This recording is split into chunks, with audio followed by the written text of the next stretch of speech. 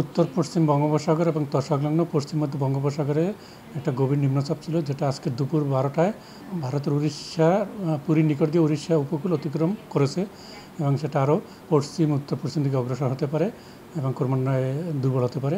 তবে এই যে গভীর নিম্নচাপ যখন স্থলভাগে আজকে দুপুরে ওঠার পরে এরপর কিন্তু যখন আরও স্থলভাগে প্রবেশ করবে তখন আরও আমাদের যে স্থলভাগের উপরে এখন যেরকম মেঘমালা আছে তার পরিমাণ আরও বৃদ্ধি পাবে এবং এর প্রভাবে কিন্তু আগামী 11-12 তারিখ থেকে বৃষ্টিপাত বৃদ্ধি পাবে দেশের, বিশেষ করে দক্ষিণ অঞ্চলে বেশি বৃদ্ধি পাবে।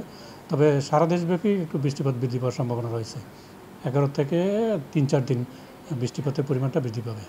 আসলে এখন যেটা আছে সকাল পর্যন্ত সেটা উত্তর পশ্চিম বঙ্গোপসাগর এবং তৎসংলগ্ন পশ্চিম মধ্য বঙ্গোপসাগরে অবস্থান করছিল।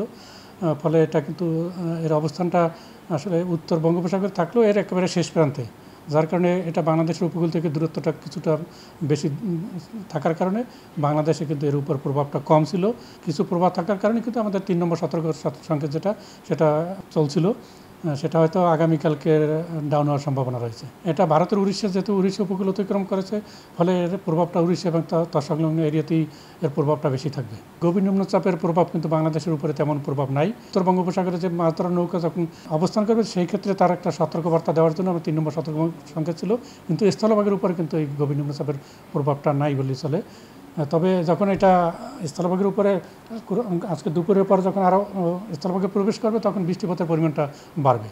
এখন বাতাসে জলীয়বাষ্পের পরিমাণ বেশি আছে কিন্তু বৃষ্টিপাত হচ্ছে না, যার কারণে মানুষের ব্যবসা গরমটা অর্থাৎ তাপমাত্রাও কিন্তু কোথাও কোথাও 36-এর উপরে আছে। যেমন গতকালকের দেশের সর্বোচ্চ তাপমাত্রা ছিল 36.2 ডিগ্রি সেলসিয়াস রাজশাহীতে, এছাড়াও টাঙ্গাইল, রাজারহাটে 36 ডিগ্রি সেলসিয়াস ছিল। এটা যখনই বৃষ্টিপাত হবে তখন আমাদের বাতাসের যে তাপমাত্রা সেটা আরও কমে আসবে, যে অর্থাৎ আরও 2-3 ডিগ্রি যদি কমে যায় তখন কিন্তু মানুষের একটা সহনীয় পর্যায়ে চলে আসবে।